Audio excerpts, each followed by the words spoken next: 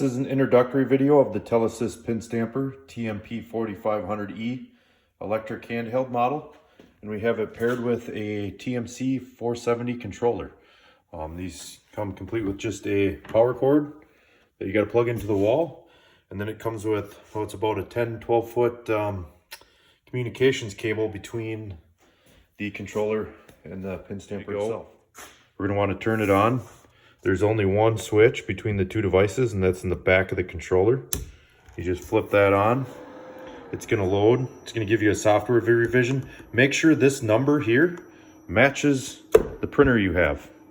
It's an early mistake that I made that you don't want to do because you can wreck your printer that way.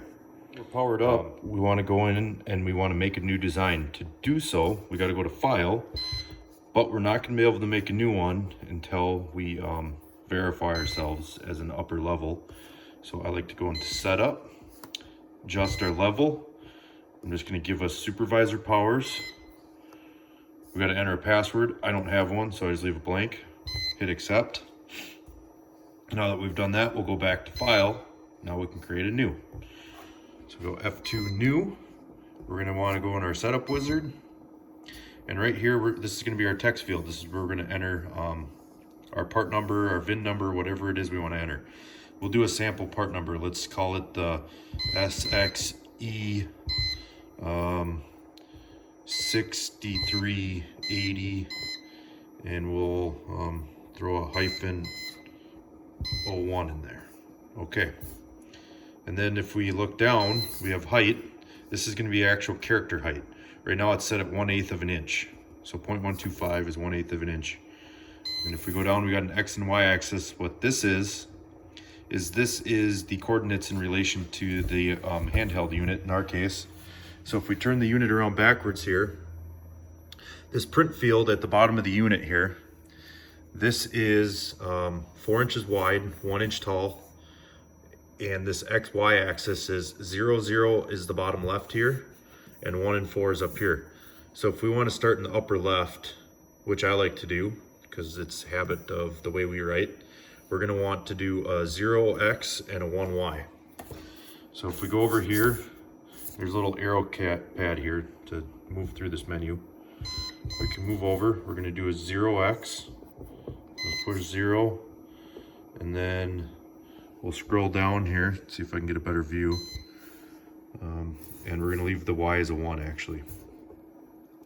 If we look further, there's a font, and what this is what I understand is your dots per square inch, I believe. So a 5x7, it's going to not put as many dots as closely together as if you say did 11x16. And we'll just leave it at the 5x7. I can do prints in both to show you the difference on how the finished design looks. So now we can run a test on this to make sure we didn't do anything goofy. Pattern contains 0 errors, so we're good to go. We're going to want to add this to our pattern. Now that we've added it, just simply hit the escape button. And what we have here now is we have our row 1 of text with its settings. If we want to add more rows of text, we can. For now, we're just going to start with 1. If we want to save our project, we just go File, just like on your computer, Save As, and name it. We're going to call this Demo 1. Save. And it's saved. Pattern here.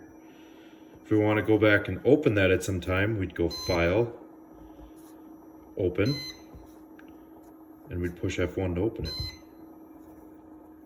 So now that we have a sample in place, if we want to go print this, we got to go to our machine menu, so F3, and we want to turn it on. And we're going to want to hit F1 again to turn it online. And when I do this, you're actually going to hear it kick on. There it goes. And now we can go to print. And what I've brought here is I got a sample sheet of stainless steel, aluminum, some regular steel pieces that we can print on. This one's actually just a steel side to a Dell computer. So now that we're ready to go print, I'm going to start with the stainless steel. We'll do a sample on the stainless. We're going to want to put our printer in place wherever we're going to print. When we're ready to actual print, there's a trigger button on the controller that we can pull that'll initiate the printing process. So if I place the printer down, we're going to want to put some pressure on this or it will move around on you. So we put some pressure on it, we'll pull the trigger.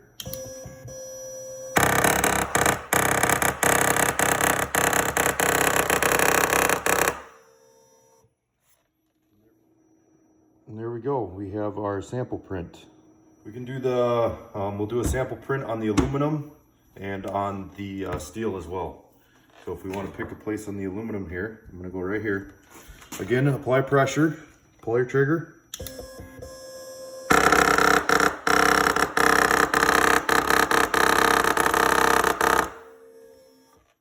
And then we have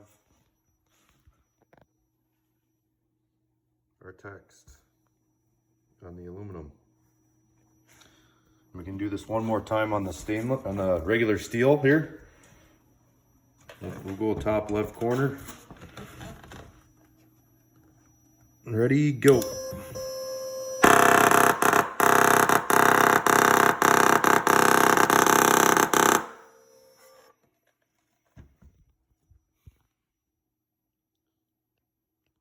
So again, there's our print. If we want to try these same samples again and do an edit with the 11x16 dot pattern, we can simply scroll down with the arrow key here, select our line of text, go into the field here again, we can adjust our settings. There's going to be multiple pages of settings, so you can page down here with the page buttons. When I do, there we go, there's our font setting. We're going to want to change that. Let's try the 11x16, F1 accept, and we can resave this if we like, just F3 save, and we're good to go again. Trigger.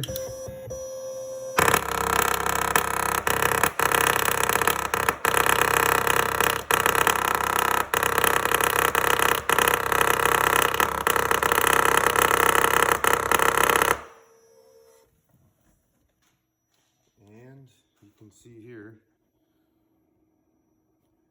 there's the original in the 5x7. Here's the 11x17 or 16 print.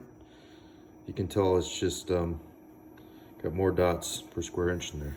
I've cleared this out, but we can reopen our file by going F1 open demo 1. Now it's plugged back in. Let's add a second line.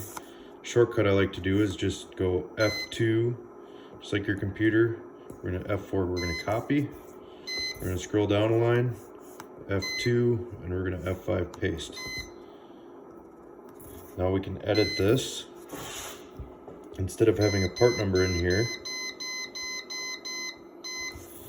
let's call this batch 1. And we're going to start this halfway down our y-axis, so we'll put in a 0.5 on the y. We're going to scroll down, and we're going to make this one a bigger lettering. We'll make it twice the size, so we'll make it a 1/4 inch. We're going to double everything.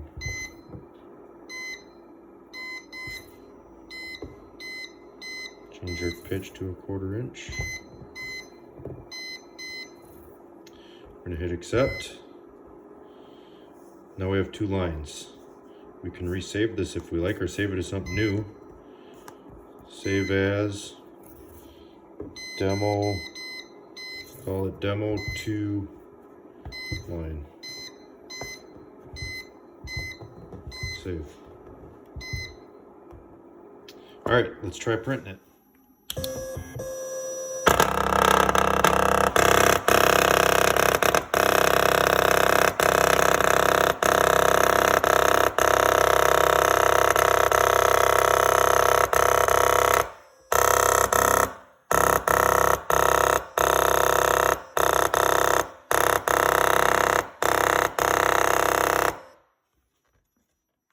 there we have it. We've got our 2 lines of text here. There are some other features we can do with this besides straight line text. To look at them, we can go into F2 Edit, open our tool menu, so F1. We got arcing text 3-point, 2-day matrices. You can do QR codes, micro QR codes, blocks. To start, let's show you guys the arc text. I'm just going to do this very basics. I don't know a lot about this, but we can enter in a sample text. Let's stick with our SXE 6380-01. I'm going to leave all these values because what it ends up doing is it ends up writing in like a circle. If we actually scroll down, you can see your other menu pages here. I'm going to page down.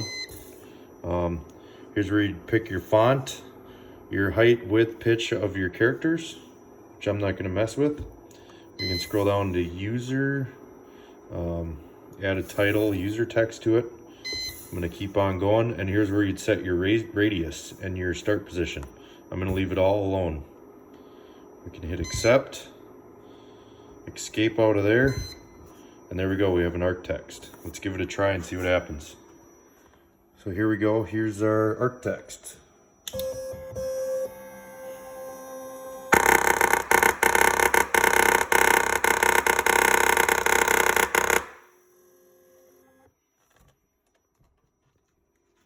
Just like that. It prints in a nice circle for you. Cut. We're going to go tool menu again. Let's make ourselves a 2D matrix. And the 2D matrix will be, let's try doing a phone number here. We'll enter it in my cell, 612-400-2410. Again, I'm going to leave the X and Y values alone. We'll scroll through the pages here. I'm not going to touch any of this, but our format's alphanumeric. We got a method, size, spacing, ECC, code is square. I don't fully understand all of this. This is our speed rate, that's our print rate. We can slow down the printer if we want.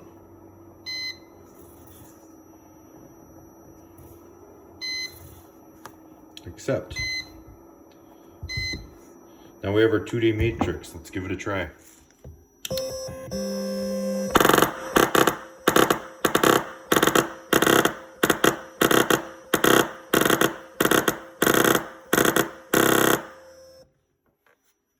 we go. And those are scannable by cell phone. F2, tool. Let's try a QR code. F5. We're going to go www.rotelec.com. There we go. Again, I'm going to leave all these settings, but I'll scroll through to show you what you can do.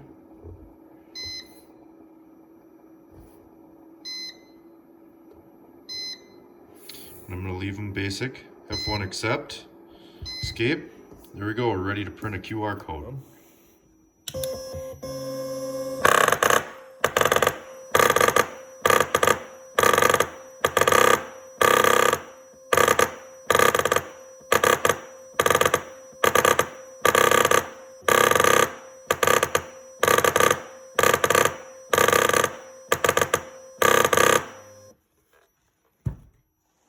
There you go. We got a perfectly working QR code. Thank you guys for watching. If you have any other questions, please feel free to contact me anytime. You can reach me at 612-400-2410 or by email at jeff.winters@rotelec.com.